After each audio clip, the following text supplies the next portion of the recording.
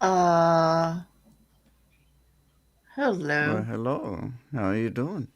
I'm doing great. I'm going to make a channel decree because Mm-hmm. that intro, and I don't mean to throw you on the spot here, but I'm gonna anyway.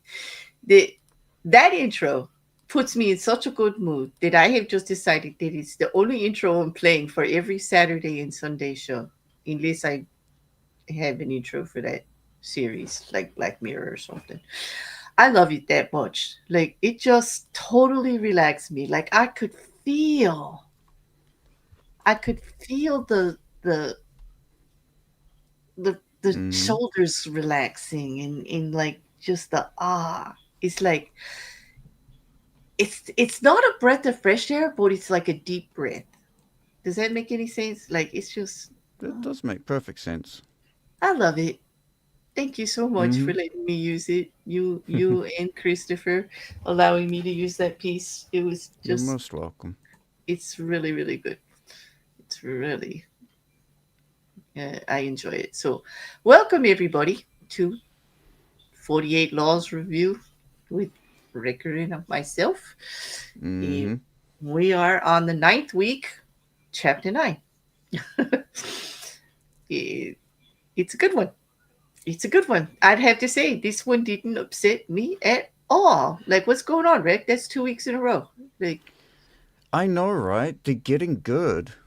yeah, yeah, you're playing your cards right. Like, because I was about ready to run from this 48 laws thing. It, Wouldn't nearly ran before even 8 laws in. I did. I think when we got to around 4, I was having an issue. Like, I mean, because you're in the pre-stream talks because this is your idea, and we've had some longer pre-stream prep previously because I couldn't wrap my mind around doing this on a regular basis. Some of the things they ask you to do are more business oriented and very aggressive, and Mm-hmm. and I'm trying to relate it to real life and going, oh, hell no. Like, no, Yep. no, no, you can't do that. That's so offensive. Like, it was getting my hackles up, so to speak, you know? Well, Understandable. yeah. Well, It's it is quite. I mean, to be fair, it is quite an aggressive book. The idea of power is very aggressive in general. it is. It is like a lot of people, and obviously in this book, actually, I would say it's a running theme with Robert Greene, although he goes into the psychological aspects of it and why it works, you know, in human nature.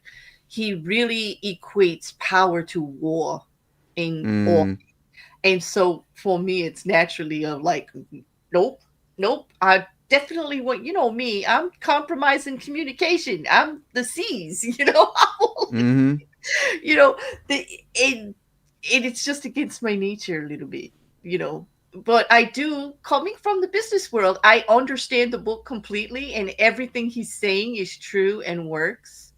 Mm. Um, but you also have to balance it because, you know, being too aggressive in anything can get you a reputation. You know, you don't want to get yourself pigeonholed. You don't, you know, you when you when the stakes are this high, when you play the game this rough and this serious, so to speak, in business, one mistake can ruin your whole business reputation.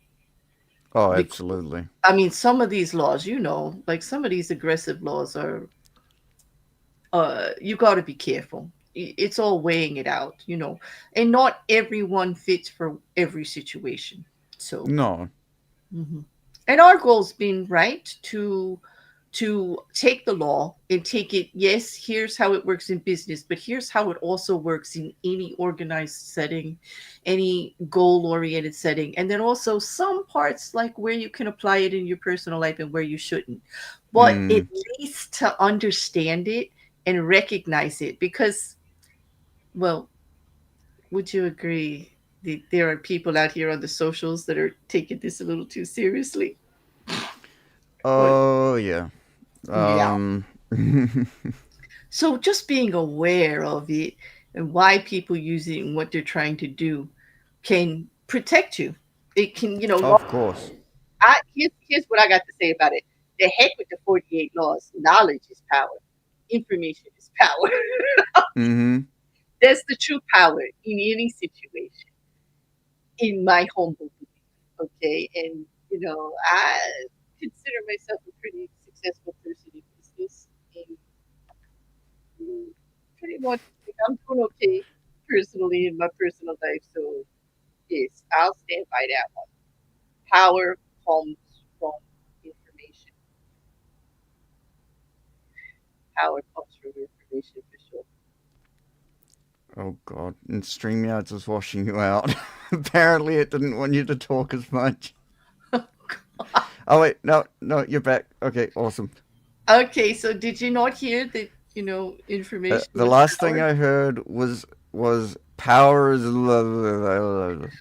Okay.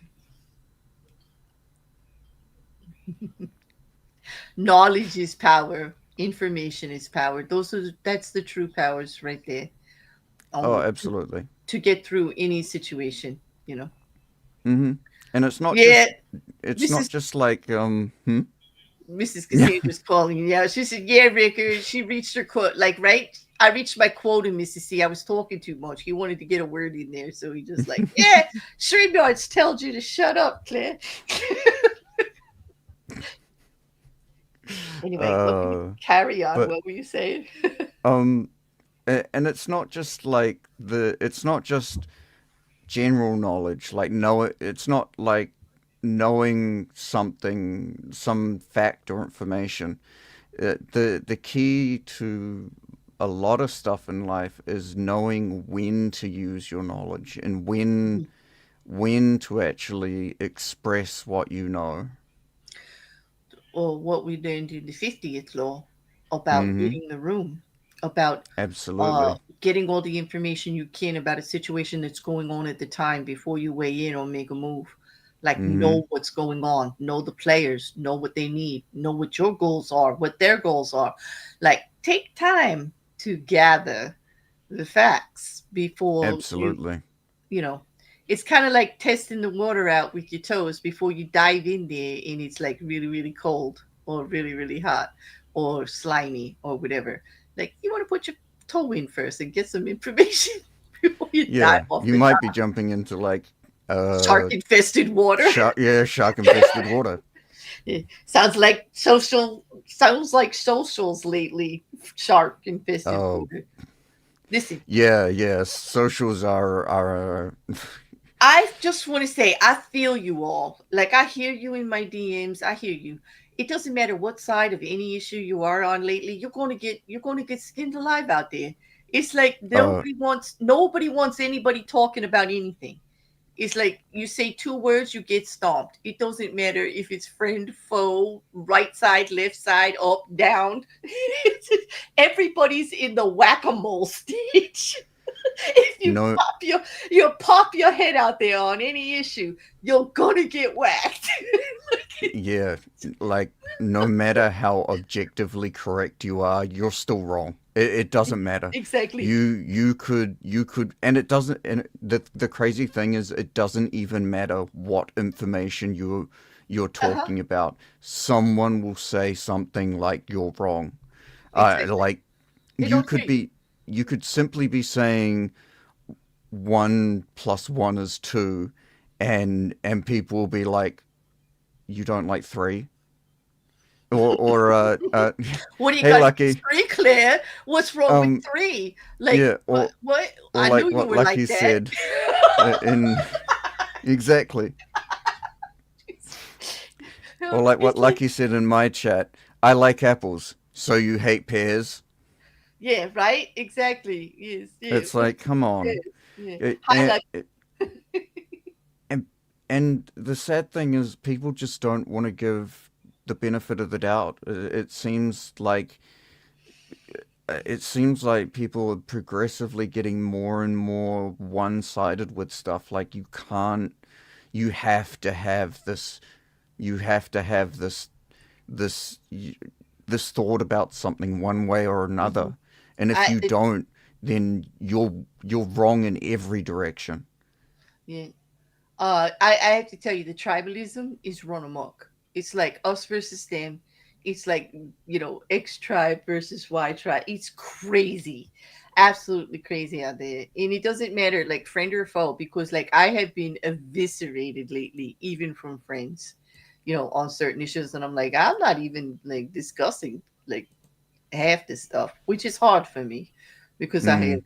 a lot to say as usual. But Oh yeah. um to be respectful to the mood, like, how we started this conversation by read the room, right? I am reading Mm-hmm. the room, and I'm telling you that room is on fire, and there's no way I'm walking in it. Okay, like, I can smell the ash from here, and it ain't gonna be me. Like, you know I'm just not gonna do it. It's not worth hurting other people's feelings. It's not worth, trying to be right or wrong. It's not worth it to me. Like, because I'm just trying to speak common sense, and they want Yeah. to make it into something else. They're trying to radicalize me. They're trying to Uh, uh, and I think one of the worst parts about it is that I've noticed a lot of people uh will like cloak what they're trying to say in almost like a really friendly, like Mm-hmm. someone's trying to give you a piece of apple pie or a piece of cake, and then you Mm-hmm. go to have the cake, and it's just Full of it's a raisins. yeah. If you're lucky, it's full of raisins, I or mean, or they've like spiked it with chili pepper, and you take or one bite, and something. it's like, Yeah, yeah. oh The unexpected, like, it looks like one thing. I mean, come on, like, nobody likes to run into the unexpected reason. If you know no, reasons are in something, it's one thing, but yes, like, because it's like the texture and what they look like. I don't know about you. I know. I guess I'm expressing my weirdness here. All right, I'm a little kooky about that, but an unexpected reason is not something I like to encounter. no, It makes me I think of bugs. you know. Yeah. I think an unexpected anything is generally not the best idea. Well, actually, I don't know. I like unexpected hugs. I like unexpected phone calls and texts. Like Yeah. those are nice. Like I like I like the random. But not Mm. raisins. Random raisins are a no. I don't know. Yeah. Mm. Um, but yeah, I guess we should. This is kind of talking about what we're going to talk about today, so we're not too It much is, off yeah. topic because it has been, and I kind of feel for everybody. This is why I used to do lives on the weekends, so everybody could get together and talk about what it's like out there lately. Not necessarily complain about people or certain situations, but just like the environment, like how difficult it is just lately to even try to Mm. express yourself. And I feel it. I feel it a lot. Like it's like if you say this has actually happened the other day, and you're gonna think it's so ridiculous, but it's true.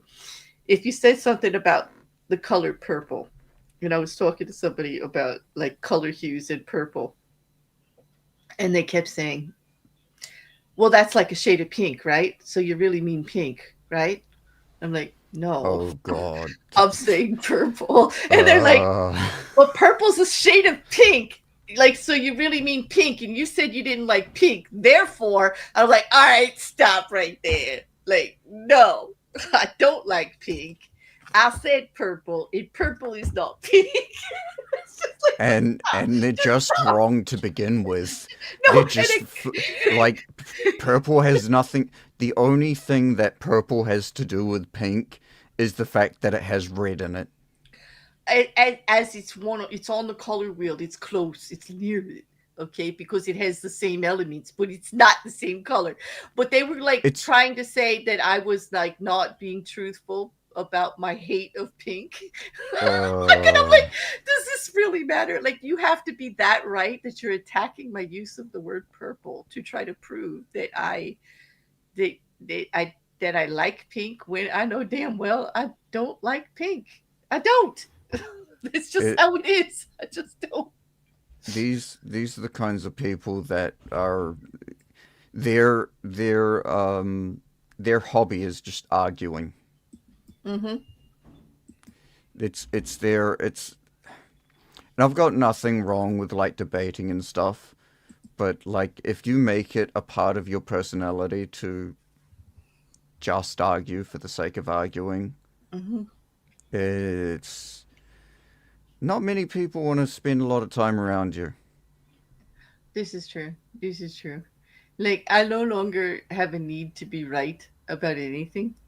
I can No. express my opinion and then hear somebody else's and just leave it at that. I'm not trying to convince anybody of anything. But I mean, if Mm. I get tagged in, I can debate with the best of them. But I don't call it Oh, arguing, absolutely. although I can be pretty forceful with the facts, in my opinion. But I don't think it's arguing. But, some debates can get into like a mud wrestling kind of thing. Oh yeah. Like, And it's knowing when to just put it down, put the argument down and be like, mhm, okay, I see this is going nowhere. Let's just right. agree to disagree and move on. Because, well, in all honesty, here in our country, it's a big issue right now because we are currently losing the right to have opinion, any Oh opinion. yeah. It's getting dangerous out there. Like, they're threatening, like, if you don't agree with me, I'm gonna throw your ass in jail. In Like, I just read 160 pages by Judge Young on the issue of voicing opinions for the college students that were had their immigration status removed because they didn't agree with Trump's policies. Um, which, if you give it to a superior judge, what do you think they said? What do you That's think they said dumb. about that? They went, hello, First Amendment, because their immigration status at the time was clean. Mm. Okay. They had followed, we're not talking an illegal immigrant here. We're talking about people who followed the process, who are here for school and study, who filled out all the forms, but they have Mm. opposing views which is something every American has. Okay. Yes, they're Oh, not an absolutely. American, but they have legal status. Okay. So let's just get that out of the way. They're not illegal. And Mm-hmm. they were actually stripped of their legal status because of opposing views. That's dumb. That I is like. dumb. It is 160 pages from Judge Young, who's 85 years old, by the way, and Oof. very versed in constitutional law.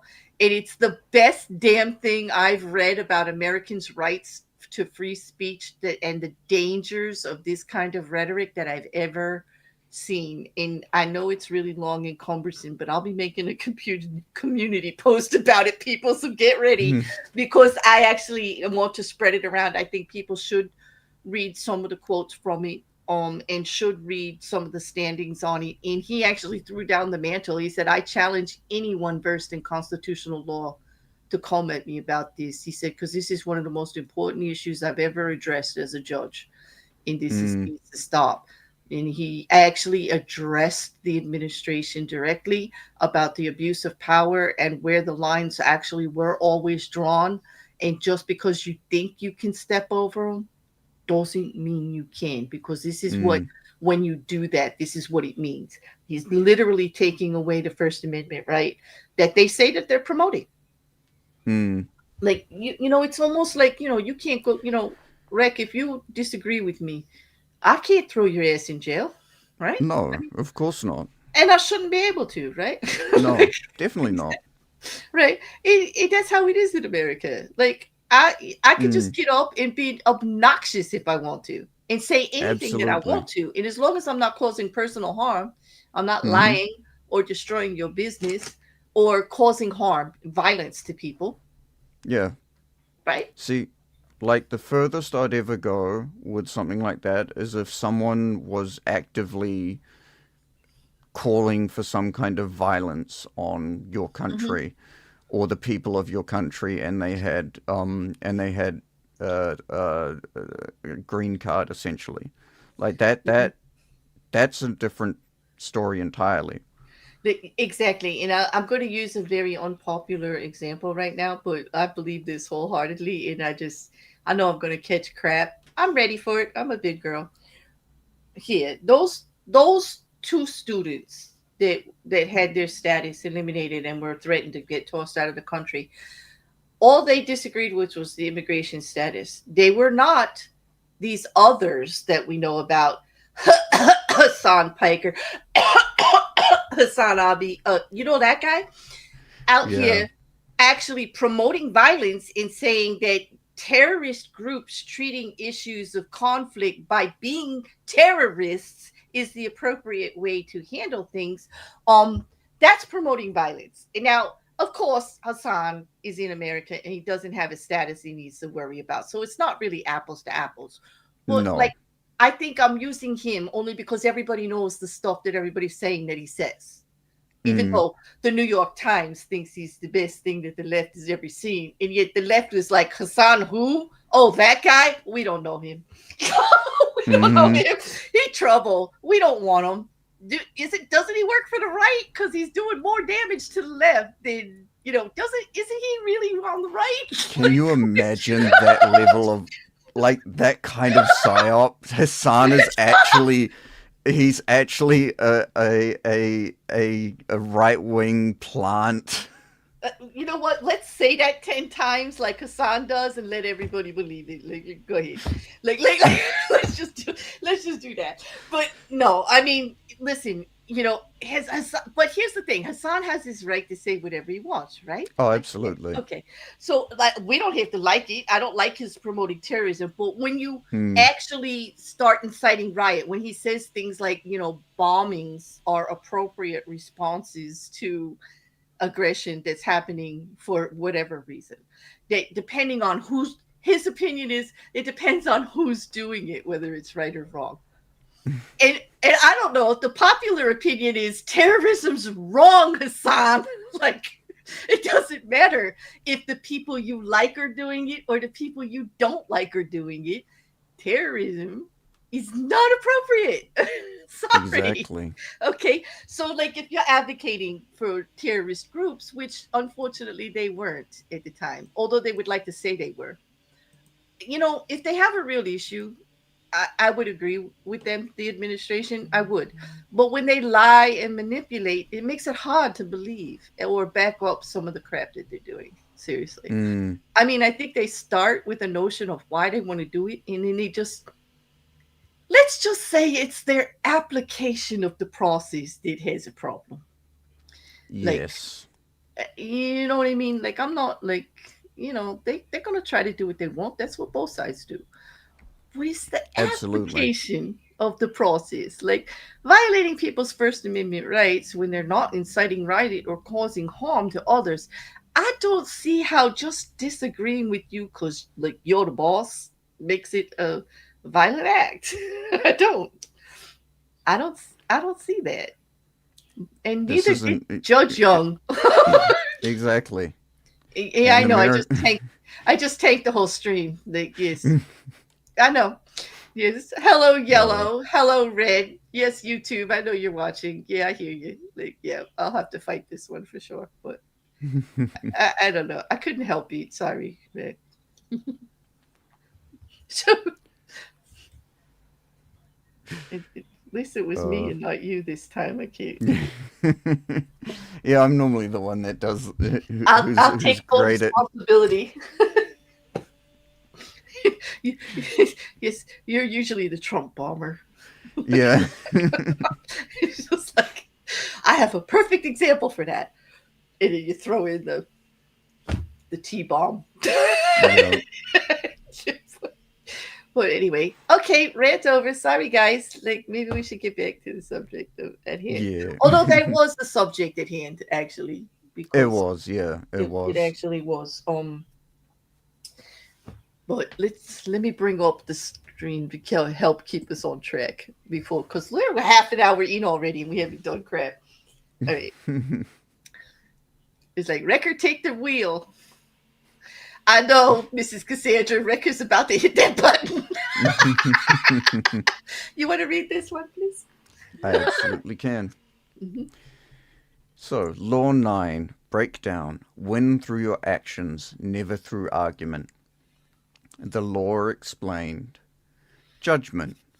Any momentary triumph you think you have gained through argument is really a Pyrrhic victory. The resentment and ill will you stir up is stronger and lasts longer than any momentary change of opinion. It is much more powerful to get others to agree with you through your actions without saying a word. Demonstrate. Do not explicate. Mm, Absolutely. absolutely. This is a good What one. what's the old saying? Actions speak louder than words. In everything, this is a good one. Like even on a Mm-hmm. personal level, you know. Yeah, I kind of feel for you though with some of the pronunciations of these names today because it gets a little rough. I have This it one's gonna be easier, yeah. Bear but with me, people. I am going to do my best. we'll go. Let's go right into the reading of their example if you want, if you're up Yes. for it. Okay. So, the transgression of the law. In 131 BC, the Roman consul Publius Crassus Devius Mucanus, laying laying siege to the Greek town of Pergamus, found himself in need of a battering ram to force through the town's walls. He had seen a couple of hefty ship masts in the shipyard in Athens a few days ago, and he ordered that the larger of these be sent to him immediately. The military engineer in Athens who received the order felt certain that the consul really wanted the smaller of the masts. He argued endlessly with the soldiers who delivered the request. The smaller mast, he told them, was much better suited for the task, and instead it would be and indeed it would be easier to transport. The soldiers warned the engineer that their master was no man to argue with, but he insisted that the smaller mast would be the only one that would work with the machine that he was constructing to go with it.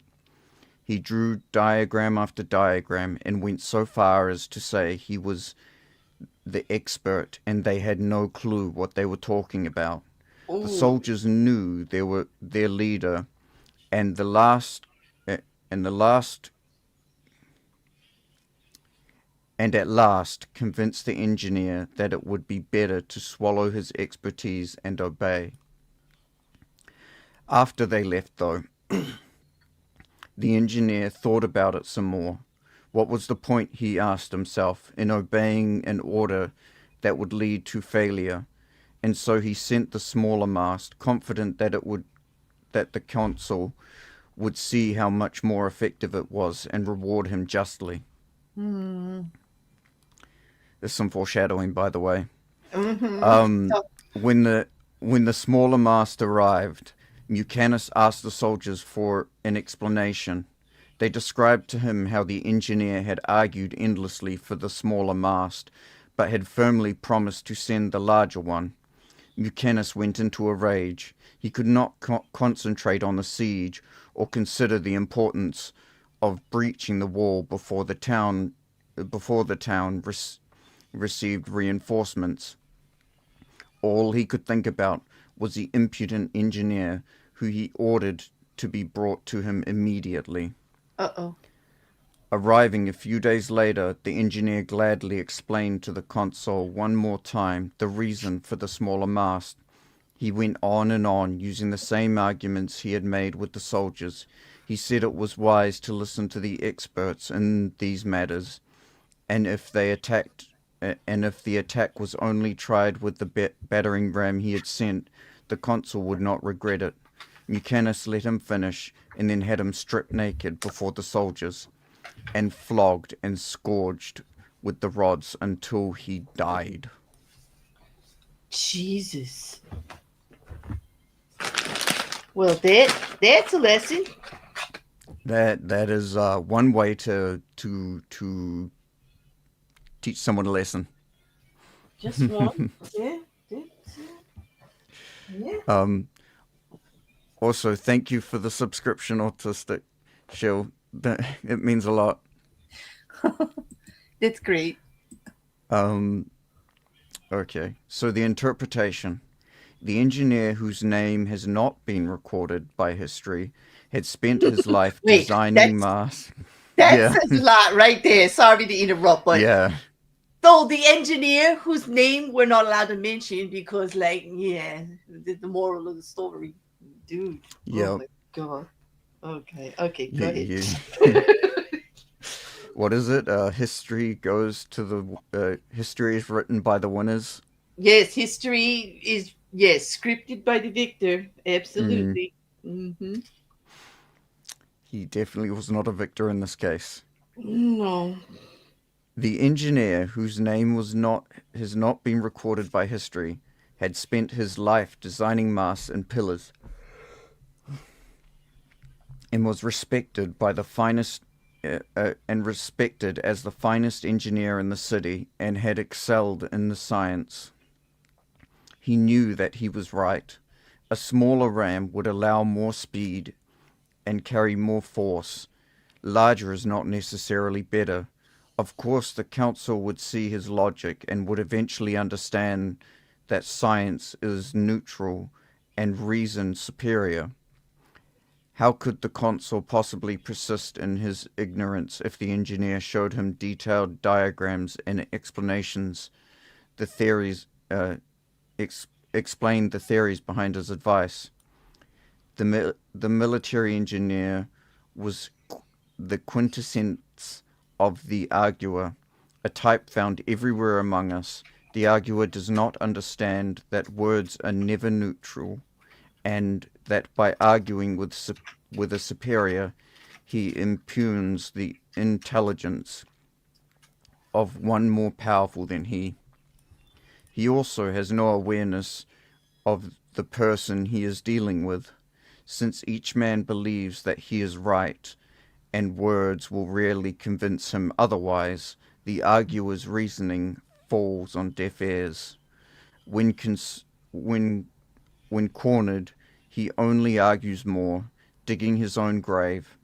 Once he has made the other person feel insecure and inferior in his beliefs, the eloquence of Socrates could not save the situation. It is not simply a question of avoiding an argument with those who stand above you. Uh, it is not simply a question of avoiding an argument with those who stand above you. We all believe we are masters in the realm of opinions and reasoning. You must be careful then. Learn to demonstrate the correctness of your ideas indirectly. Wow. Now, something that uh, I was, I actually talked to Claire about this behind the scenes, was that I think that I think this engineer would have been killed either way. I actually think True. Mucanis would have killed him even if he did send the bigger of them, um, Mm-hmm. because mm, Go ahead. uh, because either way, like he would be wrong Mm-hmm. if he sends the bigger one and the bigger battering ram doesn't work. What's the engineer's fault? He didn't engineer it properly. He's a Mm-hmm. failure. Bring him before me, and let's flog him to death. Mm-hmm. In this case, he sent the smaller one. He didn't listen to Mucanis. Bring him, bring him to me. Flog him to death. Either way, he was gonna die. At least that's what I believe. Yeah, you know what? It was a very risky situation, and I think I said that I agreed with you totally when you said it. But then I kept thinking there's got to be a way. There's got to be a way to navigate a situation like that, and Mm, I kept coming up failing because every time I would suggest something, Rigger would go, "Nope, dead." This is why, like, because the guy is obviously an egomaniac, and he wants to be obeyed no matter what. So mm-hmm. the only thing that I could come up with, it's like a two-fold kind of solution. He would have to absorb the cost of sending both the large one and the small one. That's right. And Yes. and then when he's confronted, why that's not what I wanted. Why did you do that? It would be because we know how important this mission is for you. And if anything happened, I wanted you to have a backup so you could still break down the door.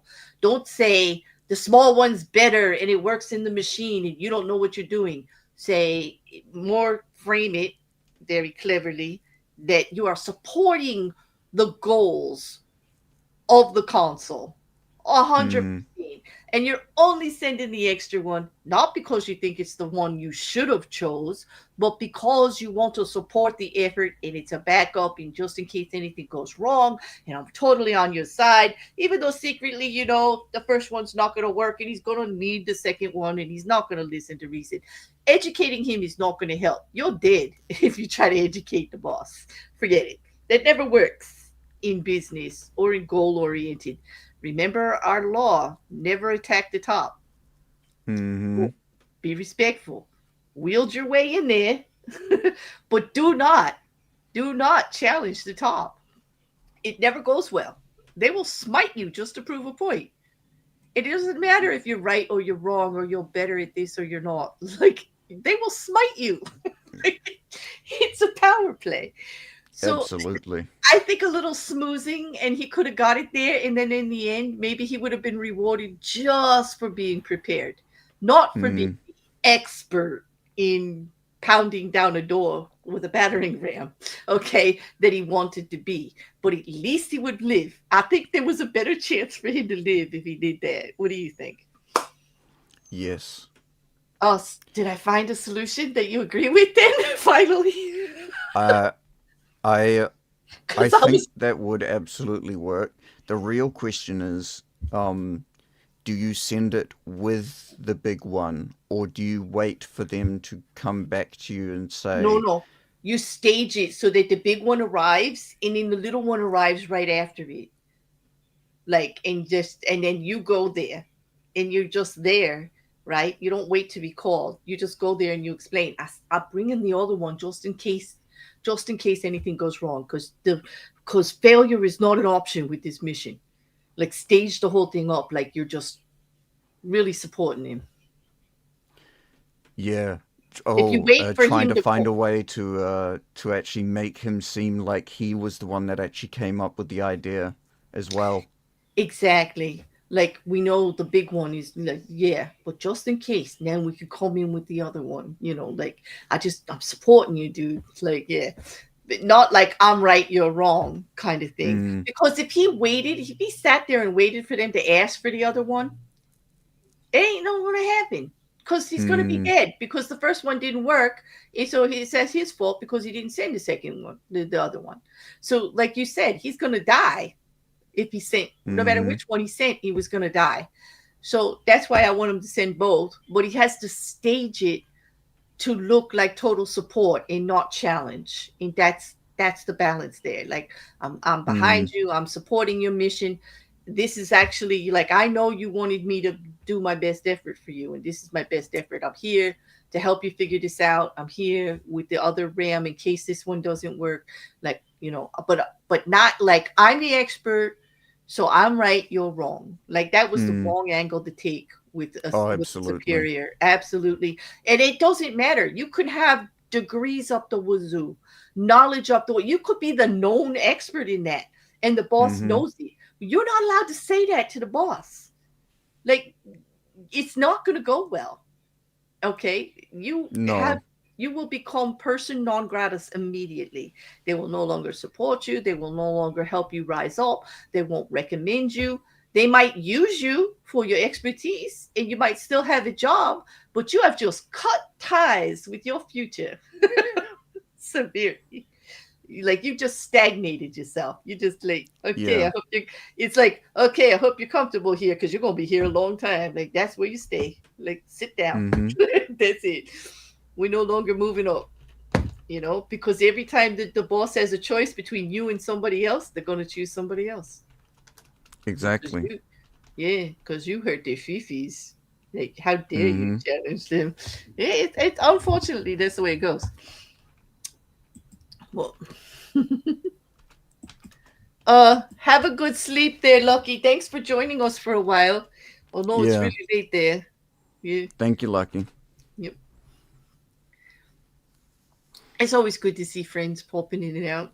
You know. Mm. So okay, so that was how not to use the law. Like, don't do what the engineer did. No. But let's talk about a good way to use the law, a better way to use the law. What do you think? Mm-hmm. Okay, for those of you following along, the PDF is listed in the description of the video, and the page numbers are on there for later. Okay, so let me just get this up. This is not too long. Too long. Okay, observance of the law. In 1502, in Florence, Italy, an enormous block of marble stood in the works department of the church of the Santa Maria de Fiore. It had once been a magnificent piece of raw stone, but an skillful sculptor rather, had mistakenly bored a hole through it where there should have been a figure's leg, generally mutilating it.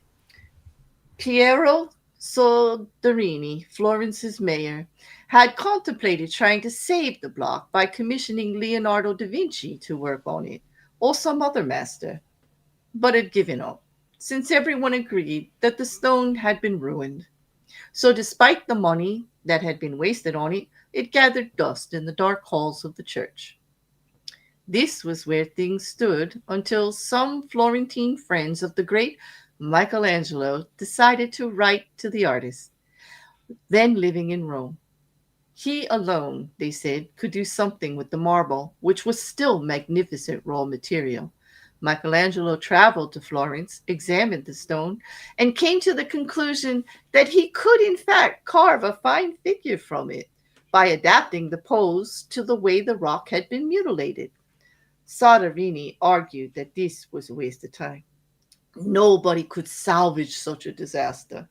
But he finally agreed to let the artist work on it. Michelangelo decided he would depict a young David, sling in hand. Weeks later, as Michelangelo was putting the final touches on the statue, Soderini entered the studio.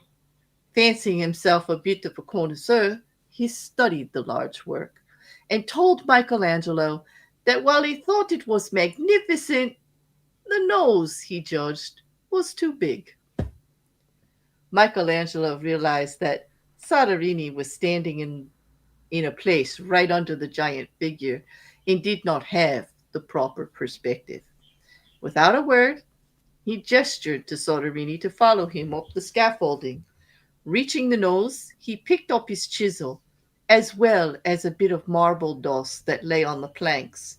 With Soderini just a few feet below him on the scaffolding, Michelangelo started to tap lightly with the chisel, letting the bits of dust he had gathered in his hands fall little by little.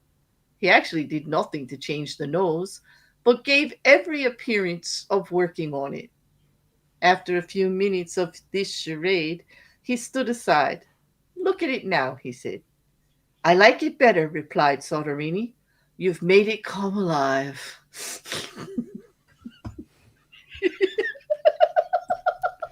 The amount of times that this is actually most so in most areas of like where something is not objectively correct or objectively incorrect, like Mm-hmm. for instance in this case art, but also in sound engineering, music, stuff like that. Often often artists will do stuff like pretend to adjust something. Mm-hmm.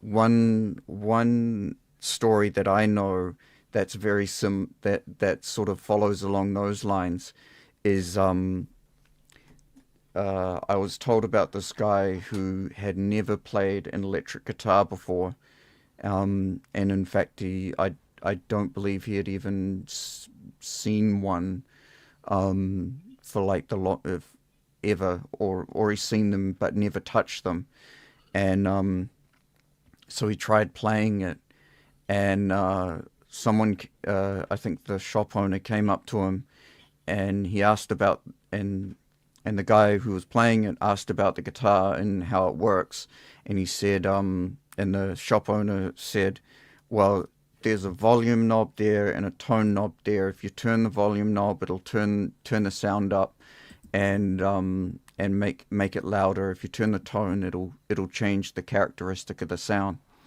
And so the guy turns the volume knob and plays some more, and he says, "Oh wow, it actually does sound a lot louder." Um, that the catch of the story is that it wasn't plugged in.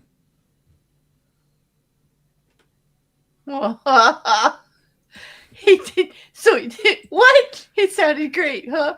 Because it's not tough. He Okay. just because he believed that turning the knob would make it louder, it to him his perception of it was that it was louder. Hmm. And Wow. it's a very it's a very common phenomenon in the arts. Mm-hmm. Yeah. That's a good. Placebos are a hell of a drug. Well, that's just the thing. Using a placebo like mind over matter too. Like, rather than argue with the patient that they don't have anything wrong, like give them the sugar tablet, and then they come in the next week saying how remarkable they feel because it was just a change in mindset that they needed. And it's not nice to trick people, but sometimes like you need I to manipulate the situation so that you're not the bad guy because it's a no-win situation. Like I don't I know recommend it, but yeah, sometimes it's necessary. I know practically, um, and morally giving patients sugar pills and calling them some kind of medication, it shouldn't be done and wrong. but there is a part of me that believes that if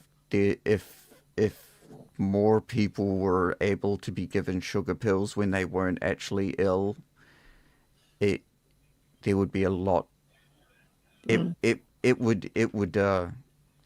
It would save a lot of medication. It would, because like it's also harder to do it anymore. Patients Mm. come in with all the advertisings that's done here in America about drugs on everywhere. They give you what it's used for, what it is, how great it's going to be, and it's coming right from the pharmaceutical companies. Oh And yeah, so absolutely. patients are walking into doctors' offices going, "Oh, I want this. Like I have high blood pressure, so I want you to give me this med." And then they having a whole big conversation, and maybe the doctor doesn't think it's been out there long enough, or it's not good for the patient. But the patient is always already set on it because they're like, "Wait a minute, it's like the best new thing out there. Why can't I have it?" Like it's the whole mindset. And so it's harder to trick them because like you can't just give them something and say, "Oh, try this instead." They're going to be looking it up. Like people are all over the Oh, internet. Like absolutely. yeah, so But gone are the days you could hoodwink them like that way. I kind of feel mm, for doctors that way because sometimes they know no medicine is the best medicine, no intervention is the best medicine. Until the patient's mindset changes about something, they're really not going to improve. Um, mm, but they don't even have the option to do that really anymore. Like it's not like at least here in America, it's pretty difficult. There's such an untrust anymore, and it's hard to see out there. There's such an untrust in science, in everything, and that just came from everything we went through, all of us with the big shutdown and everything, and everybody looking to blame somebody. So they're going to blame science. So now science, no matter what, is wrong. I Like how think we got there, I yeah, don't know. But that seems to exactly. be where we are right now. That okay, if it Well, came from a scientist, don't believe it because obviously the charlatan running the show on the podium over there, he knows better. Like, we'll just listen to I them.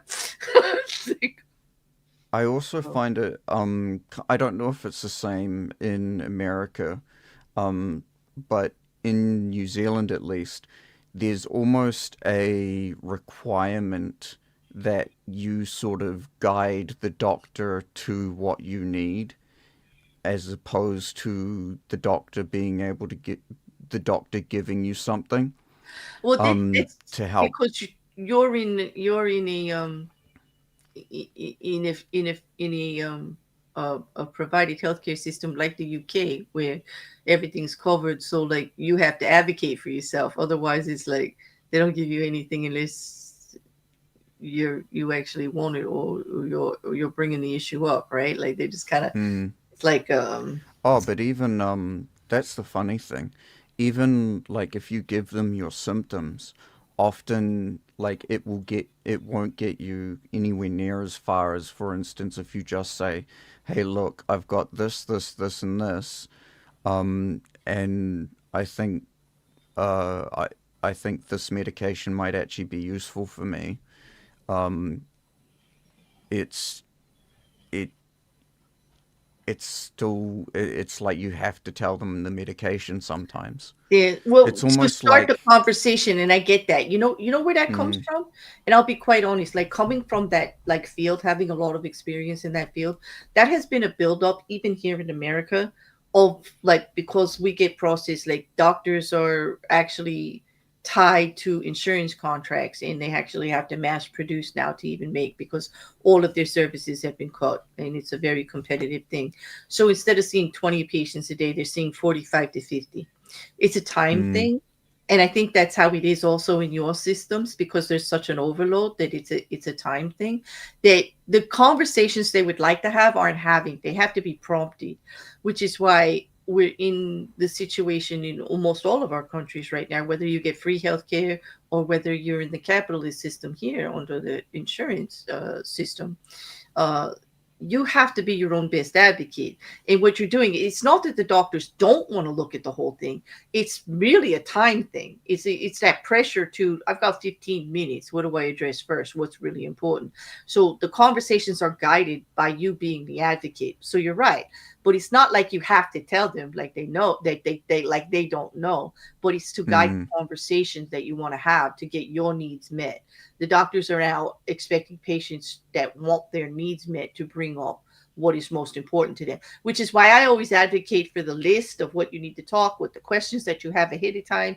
If you've seen medications, yeah, list them, but listen to your doctor, because I think that a person without 16 years of education, which in most cases most doctors need to have to get that little degree and operate on their own, plus continuing educations all the time. It's not like they got that certificate 20 years ago and it's still good. We're talking about weekly, daily, monthly, yearly continuing education, always with the way medicine changes. I mean, how dare you? Oh, Right? absolutely. Yeah. Yeah. Like, be an advocate for yourself, but you're not an expert. You do know your own Mm. body, you do know your own systems, and it's your obligation to communicate your needs and what's going on with you so you get the best results. But don't think you know better than the doctor. You're setting yourself up to not be satisfied no matter what. Oh, absolutely. you know I mean, because I personally find that hysterical when people actually think, it's where's the doctor, what do they want? They only want my money. And I'm like, if you knew what they got paid for that visit, you could never say that. Like, you spend more on lunch, okay, than they get for that visit that you just spent an hour talking to them, guaranteed. The ones that have to work as like GPs and stuff like that, absolutely. Mm-hmm. They even in this economy, like nothing goes anywhere near as far as it used to. I think I looked up the buying power of the dollar, and it's it it from like the 70s. Mm-hmm. I think it's three. It is three times less. You have three times less buying power with your dollar than you did from back in the 70s, and it's Mm-hmm. only going down. And I know that most people will say like healthcare is out of control. It is, because they keep raising the prices because insurance won't pay it, and so they're trying to find other ways like to make money, and the time is decreased. Other services are being increased. Things that aren't covered. Um, it's kind of a vicious cycle. You know, Oh, Uh, absolutely. and it's also like, where do you put the value? Like, take a hospital stay, for instance, okay? Say Mm, somebody's in a hospital for 30 days, and I'm going to use like a really harsh case. Like, let's say 30 days. And I know this case because I've been dealing with it and checking it out, like the whole thing. So, 30 days in hospital X, just the hospital services. And hospital services include the bed, the food, the nurse coming in, the medications that you're given. Okay. It doesn't include the doctors that come in and order everything, but everything, like, so to speak, that the hospital does, like, for you. That daily nurse taking all that stuff, documenting everything for you, the room and board, and all of the medications and all of like the in type things that they do. So what do you think, like 30 days in a high volume institution like that? Like, you got a heart monitor on, they're checking everything all the time. 30 days in a hospital here in America, at this particular hospital, will say $180,000. Jesus. Okay. Now, this person can have either, any kind of insurance out there, right? How much do you think the average of that $180,000 would get paid by an insurance company? As little as they possibly can. Less than $20,000. Gee, are you kidding me? You mean you guys pay into a health insurance thing for like years and years, and they pay less than Yeah, that's no, wild. but here's the thing: the hospital doesn't get to bill you for the difference if they're contracted with that insurance.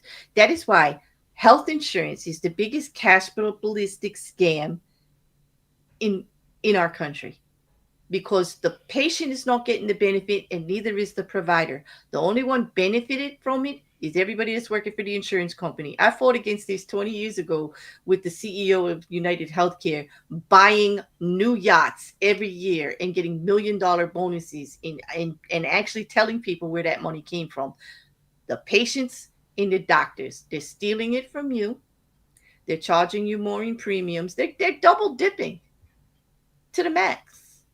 Is that why there's so many things out there that are like ask for the cash price, ask for the Hmm. cash price, or ask for Now, I'll tell the you what, this particular hospital, the person doesn't have insurance. They wrote the bill down to 15,000 right off the top. They said, oh "Oh, you don't wow. have insurance? I'm sorry. I'm sorry you're in that situation. Well, if we weren't going to get it from the insurance company, we're definitely not going to bleed you dry for it." And they wrote it down to what the insurance would have paid if you had insurance. Still doesn't help a person who doesn't have any money, but still, like they were willing to negotiate. If I'm willing to take it from contract A, I'm not going to bleed you dry over it. It's not fair. So they're trying to balance it out that way. Like, so I have to like stick up for them that way. But everybody knows I'm not a health insurance advocate. Absolutely. I am actually against them completely because they are ruining healthcare in the United States. They seem to control everything. And it's the fear because they're in like you have to participate with them or you don't get patients, this and that. And I actually advocate fighting back because you know what? They can't make money of you off of you if you don't play the game. So if doctors wouldn't participate, if patients wouldn't participate, they would lose money and they would have to change. But as long as we keep going along with the game, they're never going to change. They are making money hand over fist. There isn't an insurance company out here that is losing money that does private pay. I will say that those that have to do the managed, that are heavily influenced by the managed Medicaids and managed Medicares, are not making as much money because the best thing in here in the ACA, which was the act that Obama put in for health insurance, was actually to tell insurance companies that if you're going to sell insurance in the United States, you have to participate in the federal programs or you're out, which was brilliant because that made it more affordable for states to provide those coverages in, made it more reasonable for patients to actually get insurance at certain income levels because in our country poor people couldn't afford it. Some small, even employers couldn't afford to get insurance for their employees, and it wasn't mandatory for the That's smaller and wild. mid-side. Yeah, they control the industry. I'm telling you that right now. And they did it by just making it like, what is insurance? Insurance is a what if, right? Mm, Car insurance, yeah. house insurance. You Yeah, pay all absolutely. this money just in case something happens, right? Mm, Instead of making a reasonable system so that you could afford to take care of things if something happened, insurance deals in fear. They mm, fearmonger you into like all of this. And some of it's real. I mean, in medical bills in the United States, for the elderly in our country, most bankruptcies are medical related. Most of the retirees in our country end up in medical bankruptcy. Did you know that? really? Hmm. Wait, seriously? How? Wait, what? Because Huh? that's how much healthcare costs. And as you get older, you get sicker and you start using the healthcare industry. Insurance only pays so much because insurance is not 100%. Most of them are 80/20 or this and that. And believe me, the way that they keep their money is by policy. Well, we don't cover this, we don't cover that. You didn't follow this rule, you didn't follow that. Delay in claims alone. Oh, are you kidding Okay, me? So I like am not. the fine print, they get you on the fine print? Yes, it's all contract. When okay, here's my bottom line on it. When the United States allowed contract law to manage healthcare, we were doomed because that's the situation we're in. The patient has a contract with the insurance company, the providers of service have a contract with the insurance company. The only person making any money in this deal is the damn writer of the contract. Now tell me I'm wrong. Tell me I'm wrong. Like That's that's business 101, right? that's wild. That's That is capitalism. crazy. That's America. That's the healthcare industry. Okay, not the providers. I'm not bashing the providers. I'm actually on the side of them. They are in a no-win situation. Hospitals, doctors, all of them, and patients too.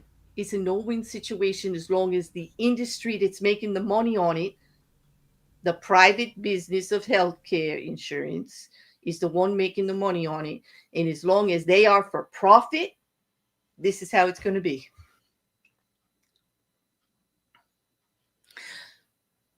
Because am I wrong? As long as people are buying an inferior product, why improve it? That's business 101. Did I lose you?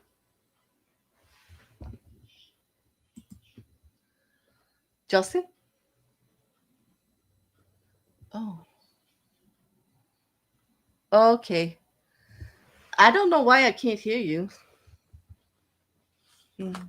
Can somebody in chat tell me if you can hear me or if you hear Justin talking at all?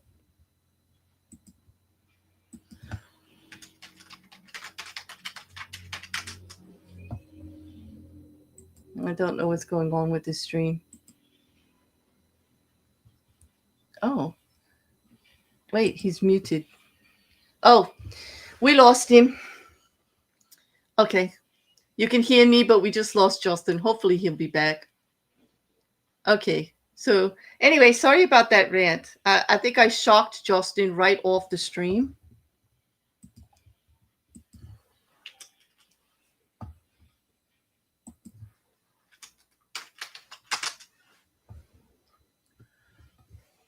Hopefully he's coming back. He said there's some problem with the net, so he's just got to fix it. He probably had a glitch. You know, sometimes I know that happens here, and it happens all over the world apparently. You know. Hey, Couch, good to see you too. Thank you guys for answering. If you hear any dinging. Okay, so I just have to handle this while we go on. So what I'm going to do is I'm going to finish reading up on the interpretation of the chapter, and then we'll continue with Rekkr when he comes back. So in the interpretation for the observance of the law, Michelangelo knew that by changing the shape of the nose, he might ruin the entire sculpture. Yet Soderini was a patron who prided himself on his aesthetic judgment.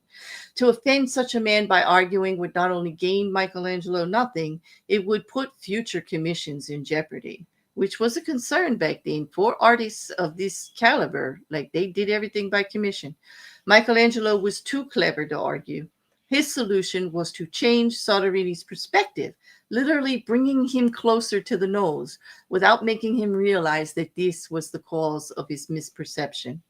Fortunately for posterity, Michelangelo found a way to keep the perfection of the statue intact while at the same time making Soderini believe he had improved it. Such is the double power of winning through actions rather than argument. No one is offended, and your point is proven. Because in the realm of power, you must learn to judge your own moves by their long-term effects on other people. The problem is trying to prove a point or gain a victory through argument is that in the end, you can never be certain how it affected the people you're arguing with. They could appear to agree with you politely, but inside they might resent you and hold a grudge. Or perhaps something you said inadvertently even offended them. Words that have that insidious ability to be interpreted according to the other person's mood and insecurities. Even the best argument has no solid foundation, for we all come to distrust the slippery nature of words, don't we? And days after agreeing with someone, we often And I'm revert. back. Welcome back. And days after agreeing with someone, we often revert to our old opinion out of sheer habit when they're not around to give us other information. We may just go right back to whatever. It depends on how we listen when people are talking to us. If we're listening to absorb and learn, or we're listening to be right and speak. And I think that resonates with you, right? Rekkr, because we've both been in situations where you're talking with someone and you just know that they're just holding their breath, just waiting to talk back. They're not even listening to anything you really had to say.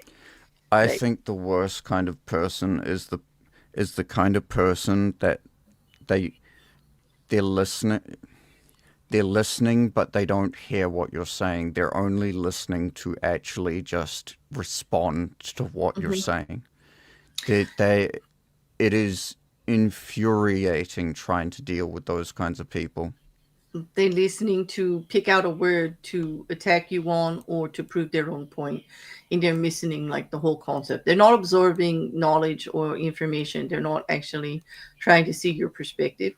That's often very difficult. Those are the most difficult kind of conversations because they're not actually conversations. Well, it ends up forcing you to have to do the same thing, and then it becomes a vicious cycle between you and the other person, just listening to Hmm. basically fire back, and you end up the thing that I find or that I've seen generally happens when those situations occur is that people end up talking past themselves. And Hmm. I think everyone has been in one of those situations where you've been trying to talk to someone about something, or you've had a disagreement with someone, and you're going through the motions of like trying to talk your point and them trying to talk their point, and you're following along with them, and then at some point when you're listening to them, you realize, well, wait a second, you're not even talking about what I'm talking about. You're talking completely past me. Well, Right. this conversation, we're actually having two different conversations that run parallel. Hmm. You know what? I hear that. I hear that so loudly because I find myself in that situation, and I've learned to take a back seat a lot more lately to actually make sure that I'm hearing the other side. You know, because it's too easy to jump ahead into just like label the whole conversation as useless. You know what I mean? Like it's just Mm. like I don't agree. But Balthasar Gracian, who gets quoted a lot in Robert Greene, just loves this guy. Okay, he says that the truth is generally seen and it's rarely heard. Like you, that's why actions speak louder than words. I mean, what's the saying? Words are a dime a dozen. Mm. Like we will do anything to win an argument. We'll say anything to support our cause. We'll quote the Bible. We'll refer to unverifiable statistic. We'll pull that one freaking study out against 1,000 others that just says the right words that we want to focus on. like, um, yeah. I've heard an atheist wholeheartedly quote the Bible to win an argument that had nothing to do with religion. Hmm. Like, why? It wasn't even Why? to do with spirituality. It was just to make a point, like just It because was that's their literally thing, just to right? make a point, and you Yeah. was just like, oh, okay. Yeah, so that's why like words can be really confusing in a situation. In You and I were talking about these, right? In our pre-stream, like we talk about all this stuff like back and forth. Um, Mm. how this in personal relationships is very relatable chapter because like actions do speak louder than words. Oh, How of many course. how many of us have been in a relationship where somebody's saying one thing but doing another, like a personal relationship, a friendship, or a partnership, or even family members and stuff like that. Mm-hmm. Like, and we're like, okay, well, you say you support me, you say you believe me, and then you do this and this, or Mm. actions usually have to be there to support the words. I mean, Absolutely. And I think we've all done it ourselves at points, even without even realizing it. mm-hmm. Hmm. I remember when you're growing up and you're first learning to relate to the opposite sex or, partnerships in general, whether it be same sex, opposite sex, or whatever. But and you're learning, you're like, you're growing up and everybody's giving you advice. Like I had a lot of brothers, right? And the first thing they're telling me, they don't believe a single word they say. Like they are geared to tell you anything you want to hear. Don't believe Mm-hmm. a single word they say. Watch what they do. And if you really want to know the character of the person you're talking to, watch how they treat everybody else. Waiters, their parents, their brothers, their friends. Watch how Mm-hmm. they treat everybody else. It doesn't matter what they say to you. Oh, you're the best. Oh, you're beautiful. Oh, you're different than everybody else. I just want to spend time with you. He said, don't listen to anything they say. Watch what they do. My brothers told me that from day one. Mm-hmm. Don't matter what comes out of that silly serpent's mouth. You need to watch what they do. And that saved me a lot of times. Like, you gotta pay attention. Like, you really do. Although I I have been gullible in listening to people, because they say things that make you feel good. Everybody likes to be flattered, right? Oh, I mean, absolutely. And we all have. isn't it true? Don't we all want to be chosen, not just an option? So if somebody makes you Mm-hmm. feel like they're choosing you, like you're it, it's a good feeling. Mm-hmm. It's also a big warning. Mm-hmm. But anyway, but you're right. You're right. Like the apologies. I'm so sorry. I'm so sorry. Sorry is words. Sorry doesn't fix anything. No. Changes in behavior, acknowledgement of what happened and how you're going to fix it, what you're going to do better. Like the actions, even the plan is an action on how you're going to recover. Exactly. Like, I never want to hear just I'm sorry from someone. I want the, like, for it to mean much to me, there's got to be the rest of it. There has to Mm. be the acknowledgement of what happened, what they could have done better, and how they plan on not having that happen again, or how they're going to adjust something, Mm. and then see it fulfilled, you know, because repeat Exactly. apologies are like a word salad merry-go-round. You're like, "Ooh, who needs that?" Mm-hmm. Yeah. Well, can you think of any other um, examples in personal day-to-day life where this is valuable? Um, when it comes, I guess not in personal life, but in definitely if at your job, if your boss says that they're going to do something, don't believe them. Wait till they've actually done it. So true. Yes, like it's an anticipated plan, but we have to actually see the action. Hmm. Yeah. No, I get that. But also on the other end of it, as an employee, saying that you're a dedicated employee and that you value your position, uh, is different than actually showing up on time every day and completing your work. Oh, You absolutely. could say it. You could go in there and go, yeah, for your review, yeah, I'm so good. I back you up. I think your ideas are great. Blah blah blah. But if you've been late every day, or you don't call out, or you don't, you're taking advantage of time. You're not completing your projects. Like, the actions are going to speak louder than anything you can say. And if Oh, you think 100%. and if you think you're going to go into that review and excuse your way out of all the things that are on your record, like, save your breath. Because Mm-hmm. they don't have time for that. The only thing that matters is the record, what you actually did. Seriously. It does. Actions speak louder, they say, yes? Yes, always. Mhm. Okay, so what else do we have here? We are really killing our time today. We have the image. Would you like to read the image here from the book? I absolutely can. The seesaw, up and down and up and down, go to go the arguers, getting nowhere fast. Get off the seesaw and show them your meaning without kicking or pushing. Leave them at the top and let gravity bring them gently to the ground. Hmm. I don't think they. That's not how seesaws work. If you get off when they're at the top, they're not The other coming down Yeah, you gently. get a sore butt, don't you? If you get off at the top, right? Or if you leave them at the top and you get off, they come crashing down hard, right? Like, that's Yeah, not good. Yeah, no, some you need to sore butt guide and them down. spinal compression. Exactly. Like, I remember this, like, from being on a seesaw. That hurts. Like, that jar to the lower back, right up your spine to your head. Oh, not good. Not good. Mm-hmm. Yeah, but I think what they mean is, like, you know, don't argue with the person. Try to see their side of point and let them come to the realization slowly, not crashing to the ground. If you argue with them, that would be like throwing a brick at their head. Let them come to their Mm-hmm. own conclusions about your side of it. You know, I Absolutely. respond better that way.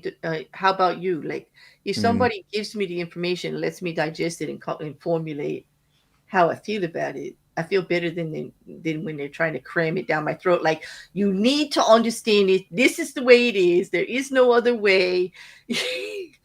I'm Yep. right.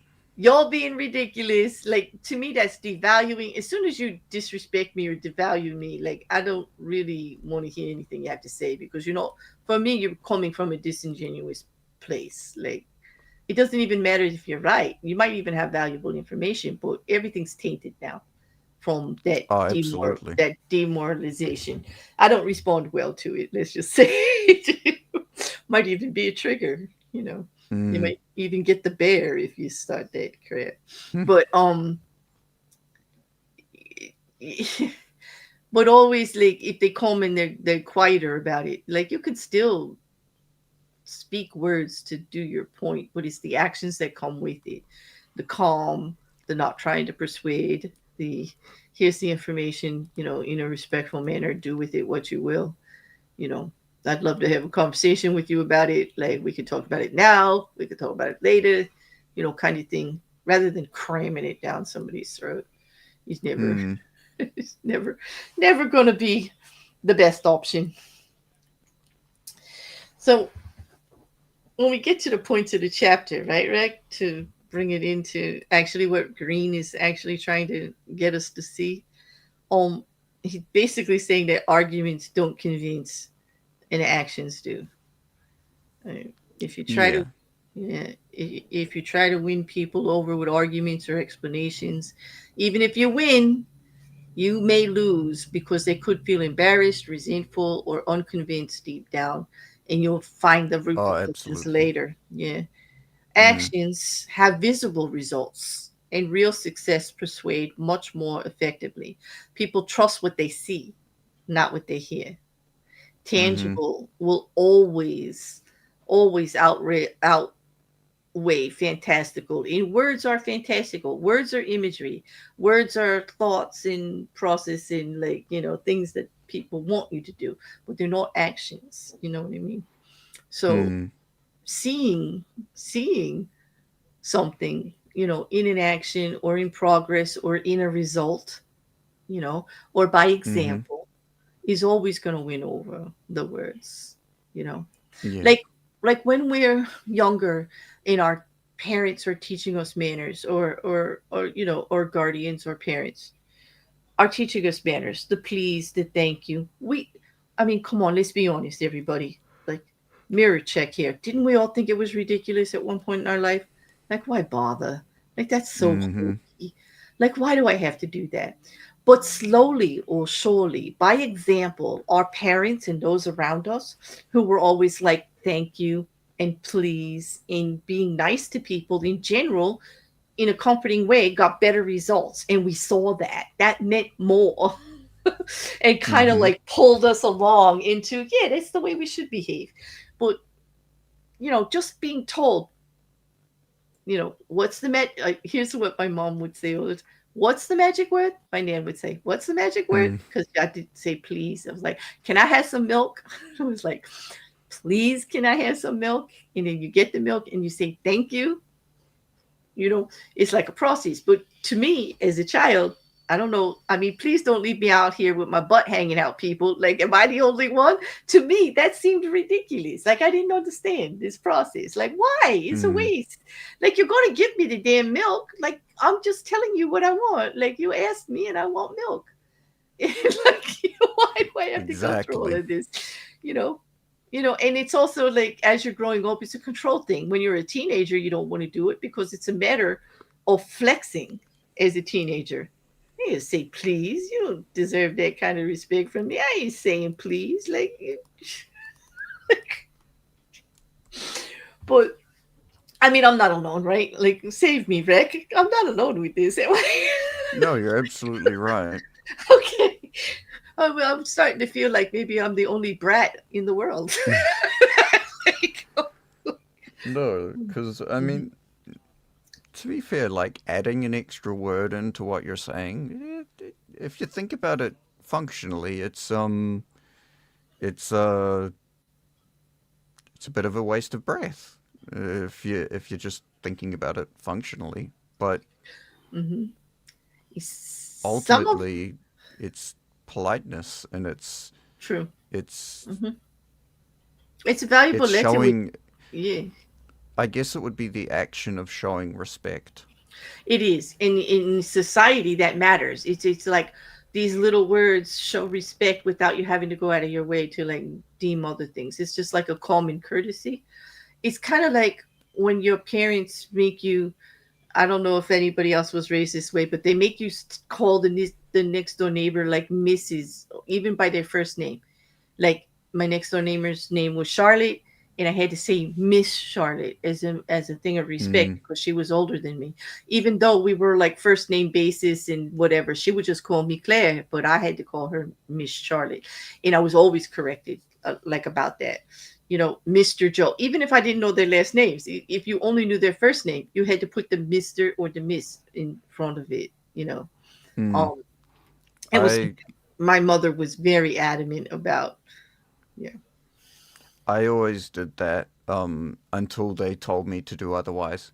That was sort of my rule of thumb, is to just call them Mister or Miss this or that, Mhm. until they were like, "Oh, you don't have to call me that. Please call me this. Please call me X, Y, or Z." Mhm. Yeah. Mm, Well, yeah. So anyway, back to Mr. Green. Why actions win? People tend to be skeptical of words. They know arguments can be twisted or statistics can be fudged. In other words, if somebody's talking at you, they're trying to convince you something.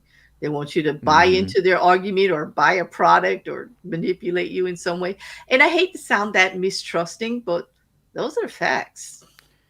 And I think we all know by now how statistics can be manipulated to Hmm. sound whatever way you want them to. Well, recent events would definitely play into that. Mm-hmm. But let's not go there because, like, Yeah.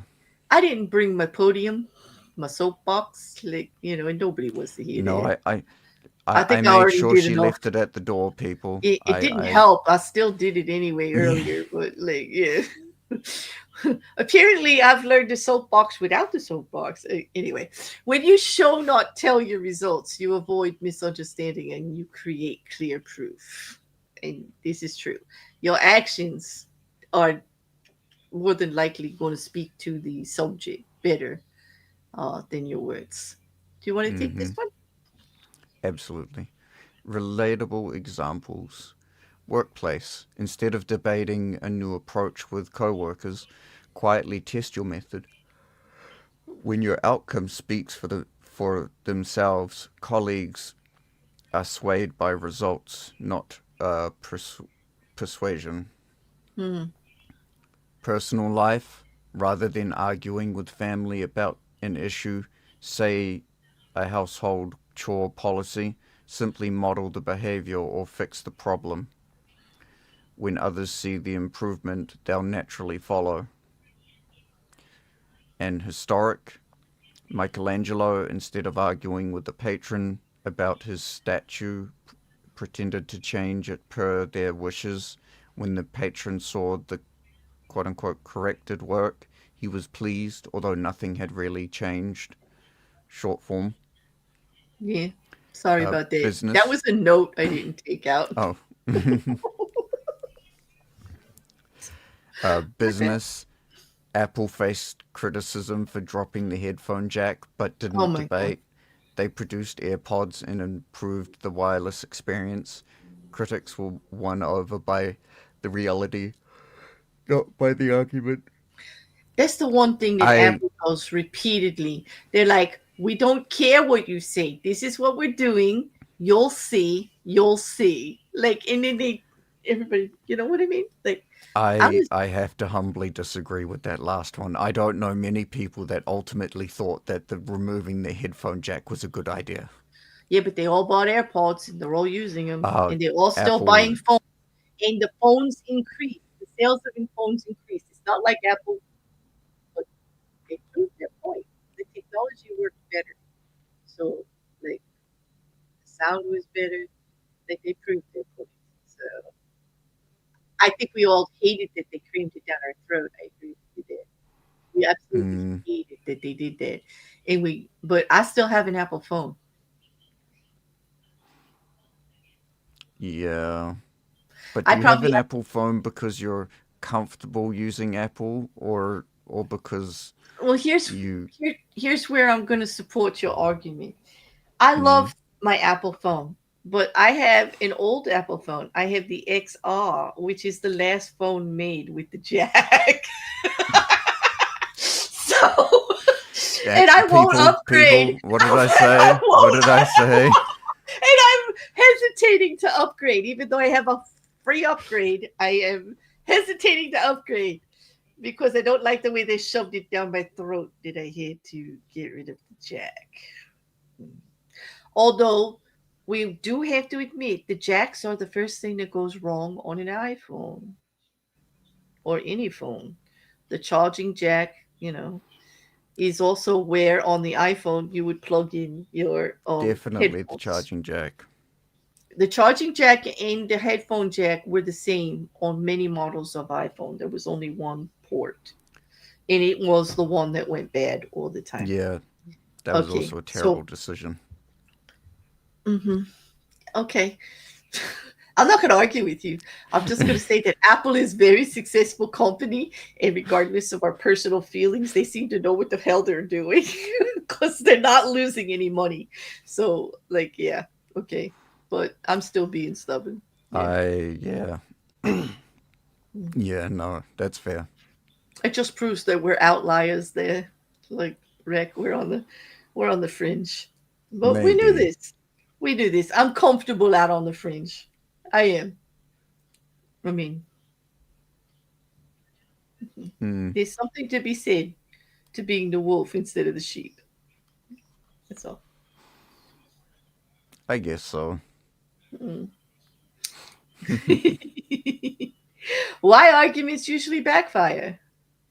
Winning an argument can make the other side feel foolish or threatened, causing silent resentment, like Apple doing to us. This hidden resentment can linger longer than the memory of the debate, undermining your future influence. Them. I'm not upgrading. Like, it's like, I get it. Key principles to communicate. Okay, let's be serious. Show, don't tell. Results prove your point better than words ever could. Demonstrate first. Let others experience your solution in action. Stay quiet. It's hard. Avoid needless debate. Let the visible outcome convince others. Actions make allies. You win people over without embarrassing them. It's true. Mm-hmm. Your turn. Okay, exceptions to the rule. Sometimes, if you're caught in a lie or need to distract a strong argument can work, putting others on the defensive, but usually demonstrating value works far better. Summary: let actions do the talking, results convince, arguments provoke. And then quick tips for sharing. When you need to persuade someone, ask yourself, could I show my solution instead of explaining it? Will actions make my case harder to ignore? It all Yes. sounds quite reasonable, doesn't it? Yeah. Mm-hmm. And by the way, we're not endorsing people use that first tip. Mm-hmm. Uh, so it said that my sound just went in and came back. Yeah, I hope it's it did. back. It's It back did. now. It's fine now. Yeah. Okay. So sorry about that, guys. I don't know. StreamYards doesn't like me or sometimes, and also we do have you know issues with storms and stuff in the area. Although there's no thunderstorm right now, so I don't know what's going on. Well, it's going to be that kind of a stream. Well, Mm-hmm. while we were talking, Rebecca, right, there was something that happened recently in current events, so to speak. Not like this week or last week, but within reason that people would remember that actually proved this point very well. And you had brought it up. Do you want to talk about that example? Uh, There's a lot of examples. What one was it? I It can't was remember. you were talking about the whole big thing with Cracker Barrel. Oh yes. So yeah, Cracker Barrel thought that this is actually a good example of actions not being the best idea. But uh, if Well, for what anyone they that did doesn't about know, it was actually, yeah, yeah, what but they did about it was mhm, was a good idea though. So for anyone that doesn't know, Cracker Barrel is like a super old um, diner that became a chain, and and they're well known for their I guess their old old sort of vibe where it feels yeah, it's like kind of you're back historic. in, Yeah. yeah, a historic vibe. And so they wanted to try and modernize themselves. So what they did was they removed basically every they pretty much gutted their entire Hmm. style and tried to modernize it, Mod, yeah, and no one wanted it. No, yeah. I don't I I don't know. Maybe it's a bit of confirmation bias, but I never I never saw anyone that said it looked that the new looked good. And everyone there was massive backlash, and just to prove how significant what their change was, Hmm. I think their stocks plummeted, like really plummeted. Yep. Because here it is. They were like disregarding what they were known for. They were always promoted at this old time feel back when it was a simpler time, good food, good conversation, no cell phones, like forget the rough pace of life on a daily basis. Like it was basic home style cooked food, and it was like a homey kind of atmosphere where you just sat and you leisurely took time talking to your neighbors, enjoy a meal, whatever. And it had that feel. Okay. And that's what they were known for. And here they are, they're gonna modernize it, like stripping it. The backlash was horrible, Mm, horrible. And so first, like, right, they came out and tried to defend themselves. Oh, we're just like a Lucy, like we're just like trying to modernize, give you fresh, give you the best service possible, blah blah blah blah blah. But it was worse. So then they used the law. This in in in the example, how did they use that law? Well, they they just stopped talking about it, right? They stopped all pressure. mm-hmm, They stopped arguing it about it. They just went ahead and put the old logo back, stopped all of the modernization, and quickly suspended all of it in all 660 locations across the country. They restored their nostalgic look. They brought everything back. They dropped the new marketing campaign, went back to the regular one that they had, just about, that old time feel, the leisureliness of it, a simpler time. They, they dropped the marketing and design firms that were doing the changes. They changed and communicated the reversal simply and prominently to the public. And rather than arguing or defending themselves, they took action. They addressed the consumers' grievances, you know, and stopped further outrage and their company from plummeting, which it did, but it's back up again.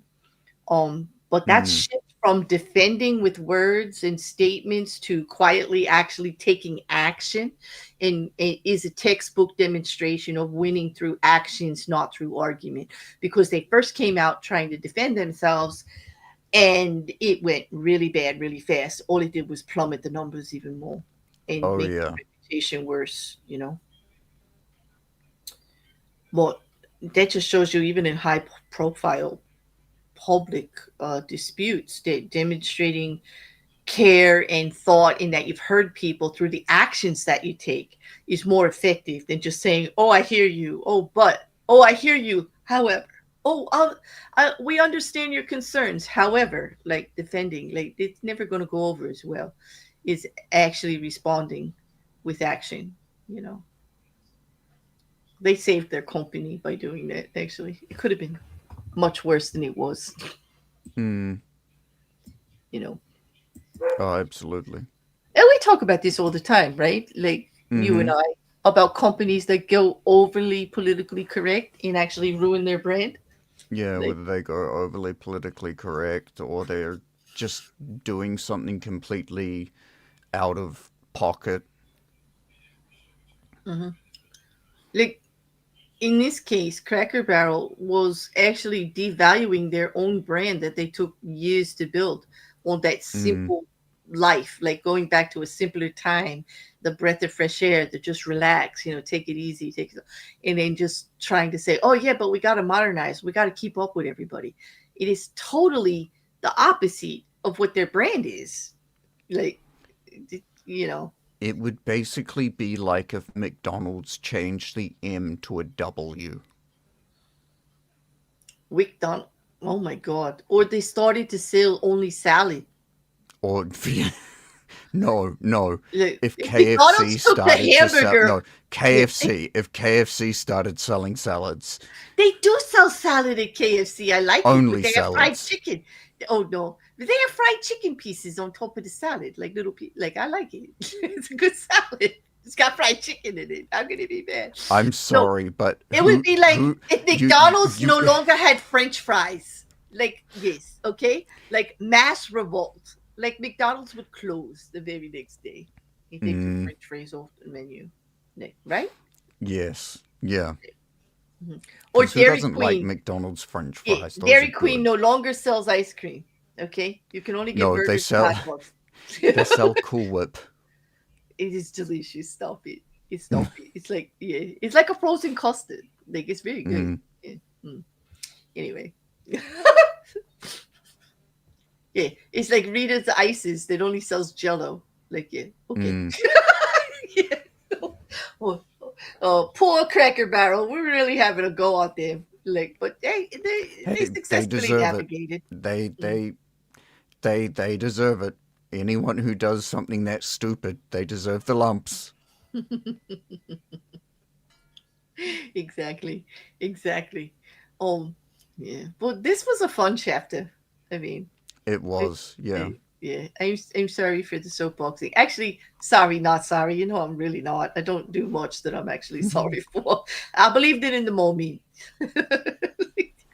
So Exactly. apparently it needed to bubble out. I don't know. And no one's complaining. We all seem to enjoy it. Oh, why? Was that a compliment? Of course. Well, thank you. Okay, appreciate it. It's easy. You bring out the you bring that out in me somehow. I don't know. Like, yeah. So yeah, that's why you have that button, because you encourage it too much, and then you have to Yeah. take control and And stop then I it. have to rein it in. You have to rein it in because you're like, "Go, bear, go!" Wait a Go. minute. Get Wait a him. minute, bear. Stop. Stop. That's a little too far, bear. Like, knock it off. Okay. But anyway, I enjoy these streams. I hope everybody else does too. I do too. They're a little throw it to the wind sometimes on where it lands, Mm, but it's always a good conversation. In the book is teaching me some things, like, it because is. I'm going at it not wanting to agree with Robert Greene. I mean, because I think some of his takes on it is very harsh and very stoic and black and white. But his Mm, take on human nature, like, there is a bit of truth in all of it. Like, mm-hmm.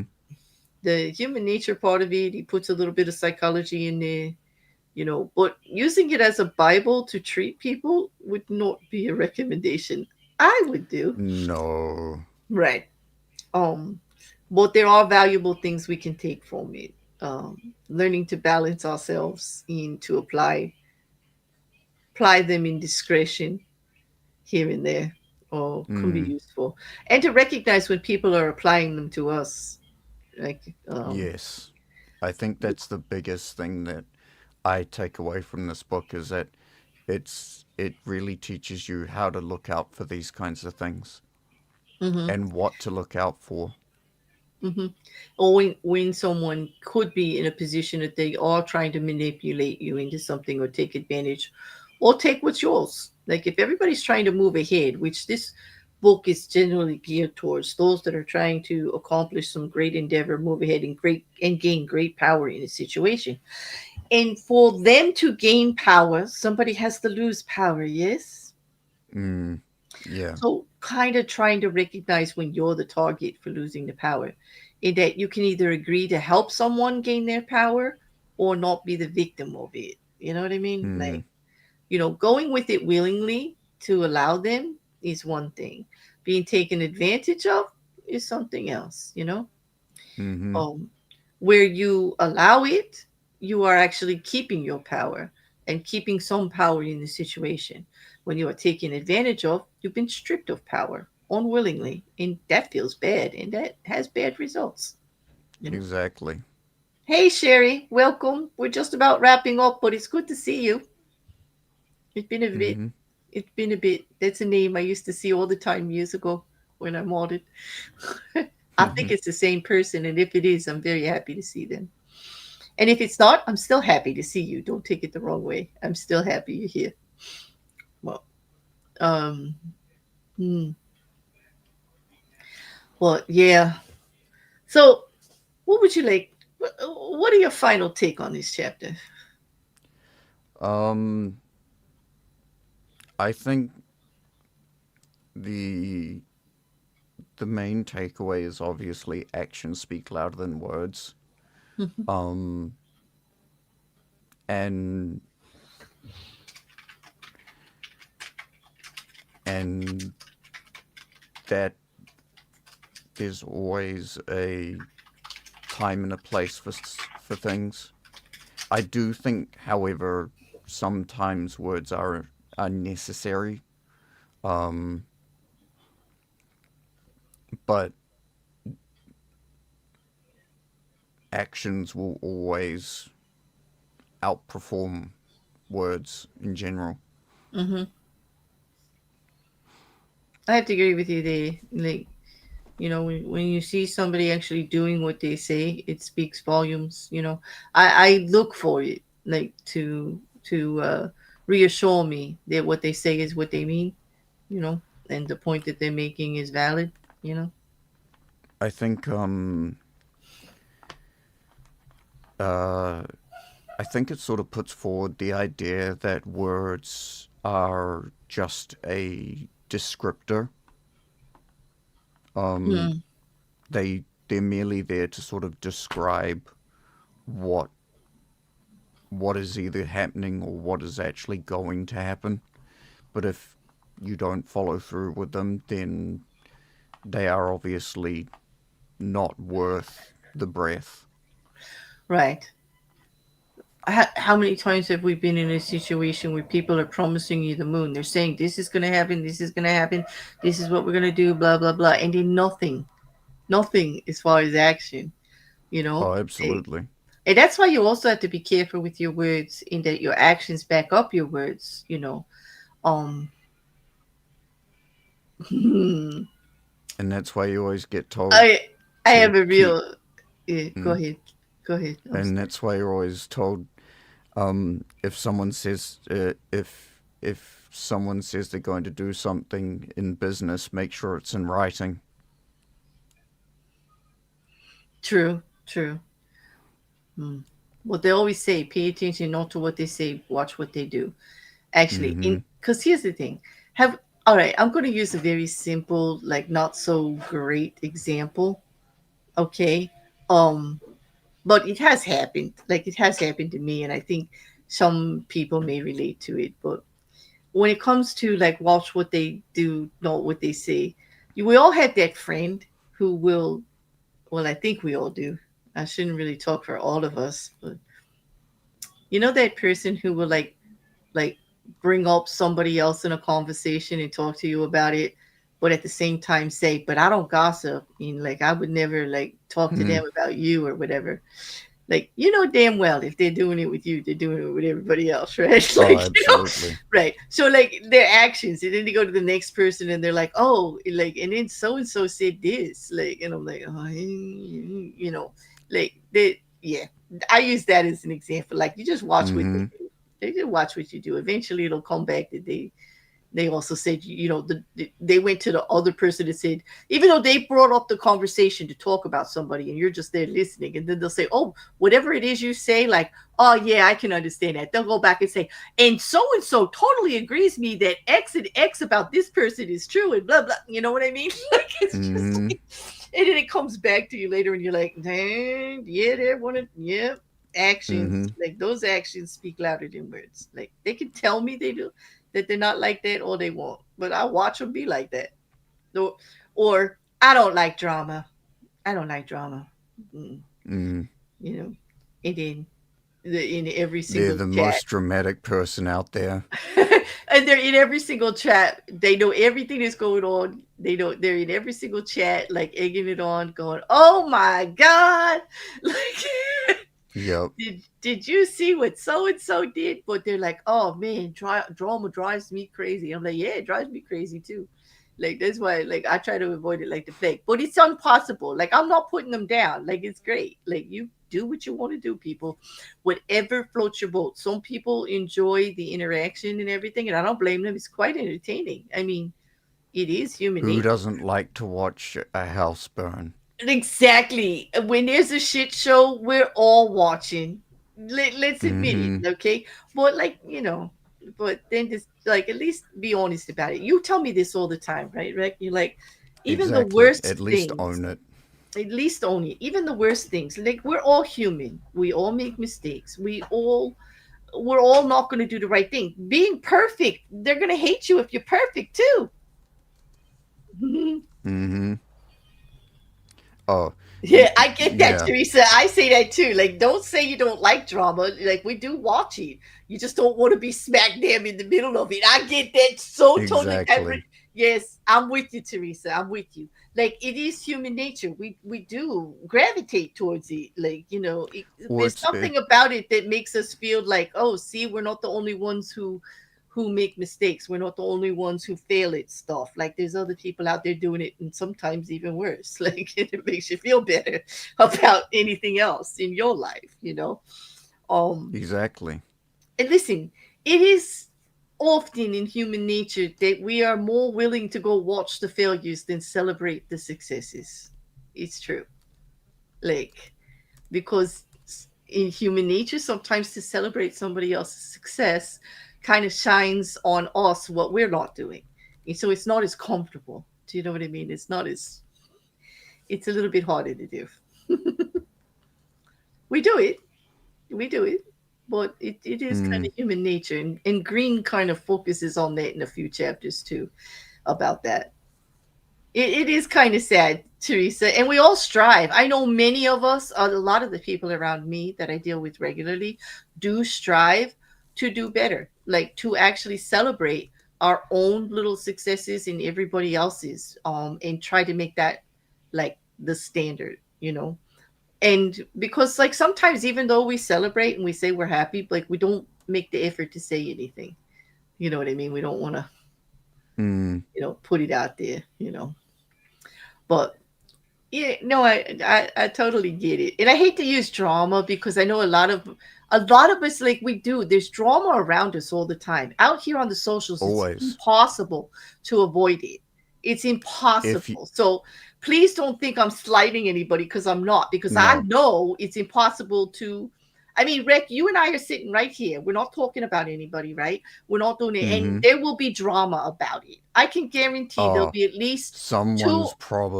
Yeah. someone's probably saying, "Oh my God, how dare they say that?" Exactly. And here's the thing, because even if there's not, guaranteed there'll be drama tomorrow when I go to Rekkr after reading a couple of my DMs from people, and then I'll be drama. I'll be Mm-hmm. like, Rekkr, they said this, and I don't understand. Like, what did I do? Like, and he'll be like, oh God, Claire, they're so drama. Like, so even if it won't be out here, there'll be some drama about it somehow, because people just Mm-hmm. they just do that. They just gotta. do that. Even my reaction to it.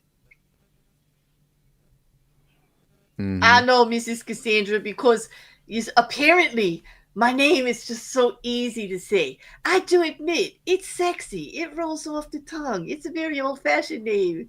But apparently people like it a lot since they can't keep it out of their damn mouths. Like even when And I'm it, doing nothing.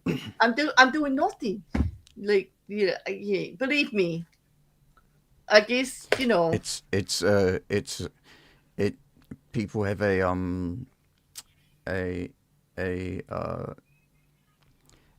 an obvious problem. One might say a clear issue. a clear issue. Yeah. Are they, like an obsession or something? I don't know. I don't even Mm-hmm. want to think about it that way because I'm not like about that. Like I don't think I'm all that. I really don't, you know. But apparently they do. 'Cause- Mm-hmm. no, I joke. I joke. Like, listen, it's not easy to have people coming at you all the time. But like, I don't care if it like let them amuse themselves. It's really no sweat off of me. As you all see, I'm busy over here doing my own thing, minding my own damn business, and I could actually give a whatever about whatever they're doing and saying. It's not relevant to me. I don't know how much I can stress it. Like, Yeah. but And like Mrs. it's C not. said, you're always going to be accused of being mocking media. You I know wish what? I was. I need a new intro. I wish I was. Like I could do better video. Like yes, yeah. You know what I'm going to do one day, and I know for a fact that whoever's going to complain about it's not listening at this point. I'm going to one stream just call you mocking media the whole time. Why? Why would you like? Come on. Like I know it's Because I funny, but love why would you? throwing Molotovs. I I know. love it. Like I yeah, want to light yeah, that but bottle up and just. you're throwing me under the what? You're like making us like you're taking away from what we do and making that the conversation. Like so, like Oh. you're going to get a special berryism stream just on you. Like like yes, I'm going to have to get the soapbox out and do a berryism about when friends find funny your pain. Okay. Hey, I would expect anyone else to do the same with me. Yeah, Rocky Couch. Apparently, Rek here, Draugr. Like that's another name. Like I love the name Draugr. It just really rolls off the tongue. Like I could say that name all day, Draugr. That's the only reason I first talked to you because your name was Draugr. Mm-hmm. Like I was like, I need to know what this Draugr. Like what does this mean? What is that? Is he a Viking? Like where's he from? Like what's this? Yeah, it was very. It just the whole thing was very curious. So yes, Rocky Couch. We're starting rumors. Like yes, Mm-hmm. and yes, you can help. You might as well. They'll be more entertaining than the ones that are out there, actually. You know. Uh, Mm, I don't and know. you, or at least you'll know who only kind of listens to the streams. Well, that's true. Like I don't know. I get the views. If they're all haters, great. Like fine, they're making me Mm-hmm. bigger. What do I care? Mrs. Cassandra, I would like to know what I said 4 years ago that they're still saying. I'll bet you it was true, whatever it was, and I'll bet you I would still say it today, whatever it was. That's the problem with this stuff, right? Mm-hmm. Mm, yeah. Oh, You know, and they'll always twist everything you possibly can out of context some way. here's the rumor of the day. I heard that beer's ears aren't made from free trade coffee beans. They're not. Yeah, yeah, Mm. yeah. They're made from lace and wire and the tears of the irrelevant. that's what that's what this bear's ears are made of. Mm-hmm. Wire black lace in the tears of the irrelevant. Yes, Mrs. Cassandra, I did it again. Tune in to XYZ stream to find out. Yeah, I know, right, Mrs. Cassandra? I hear you. Like, I didn't mean to put you on the spot. I'm not asking you what they actually say because I don't care. I can't even express how little I care. Shall we see what we're going to be talking about next week? Yes, let's Quickly. do that. And then we're past we got like 30 seconds to the 2 hour mark. Mm. We better get the hell out of here again. Mm. So, in chapter 10, it is infection. Avoid the unhappy and unlucky. Infection, like a virus? Like what? Like I what? think so. Infection. Avoid the unhappy and the unlucky? Yep. We're going to have a chapter about the irrelevant? How Yes, we apropos. are. I guess we did end this one on the right note. Who could have predicted that? Wow. Mhm. I should read ahead more often. Mhm. Yeah. But He said, I heard that isn't a regulation size seesaw on the picture on the slide. You're right, it's not, but it sure was a cute little patootie, though. Did you see it? mm-hmm. It definitely was. I was. It was like we almost didn't put it up because we figured it would be the topic of conversation. I can assure you, as soon as I showed it the record, it was. I was just like, oh no, this isn't gonna go good. But I left it up anyway because that's how I roll. Hmm. Yeah, I get it. Oh, I get it. Mm. But does anyone else have anything they want to contribute before we call it from the chat? No harm in a patootie. No, especially not a cutie patootie, right? Couch, exactly. Mm-hmm. Yep, I do. I do. Yeah. So, all right, I'm gonna let you close it out there, Draugr. Oh, I'm saying some closing words. If you have one Um, for the peoples, yeah. uh, everything is fine in moderation, and even water can be toxic. Yeah. This is true. That was quite profound. We're gonna have to go into that next stream a little bit. Oh, thank you so much. Wait. Okay. Wrecker, you apologize right now, you meanie. She paid $20 for me to say that to you. Oh, okay.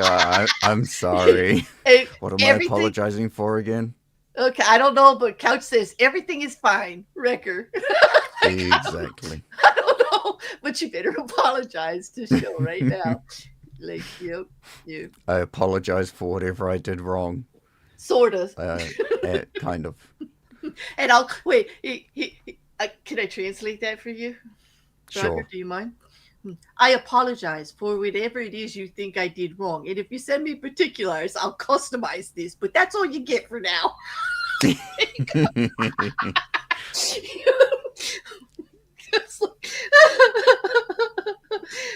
Oh, he wants you to apologize to me. Oh yes, I know what it's about. It's the mocking media thing because she'll has put up Oh. with this with me for quite some time. So has several of my friends that are in the chat. Like they've had to listen to that dribble in that ridiculousness for so long. It gets to be quite it. I still monotonous. find it hilarious. Don't you think I would have a like can you imagine my mic skill in their video skill like in the same person? Your channel would just turn into cooking everyone. I would have so much fun. I wish I could do what they do. Like I'm sorry, they're funny as hell too. They are Oh, snark hell yeah. master. Like I don't know what their use of language is well above mine. Yeah. Mm-hmm. But anyway, shout out to Mocking, still does the best intros, outros in videos out there. And if you all haven't caught their Me Too video, which was just reposted out on Twitter again, I think I'm going to put it back on the back of my community tab because it's an excellent video. We have to remember that the issue of abuse is not gender specific, and often men are forgotten in our society on that subject. Routinely in legislation, in popular society circles, and even in commonplace conversations, they are doubted incredibly and don't have the space to come forward with an issue that they have to deal with uh, as much as women do, to be honest. So I think I am going to post that because it's an outstanding video. And hey, I might as well promote myself, right? Mm-hmm. Okay, I'm off. I'm out of here. I gotta go. Till next time, Mocking. They're gonna clip that and use it as evidence that I'm really mocking media. Yep. No, what I really am is fucking amused by the whole thing. That's what I am. Okay, on that. Thanks for tolerating me, Rick. Mm-hmm. Goodbye, YouTube, Twitch, and Kick, and everybody out on the socials. Oh, thank you thank you, Shill, for posting that link. I really appreciate it. Shill has just posted the link to everybody in the chat. So there you go. Thanks so much in the YouTube chat. I'll make sure it gets everywhere. On that, Rick, we'll be back next week, same time for chapter Same 10. place. Yeah, yeah, and same ridiculousness with little seriousness. Yeah. Have a great week, everybody. Talk to y'all soon. See ya.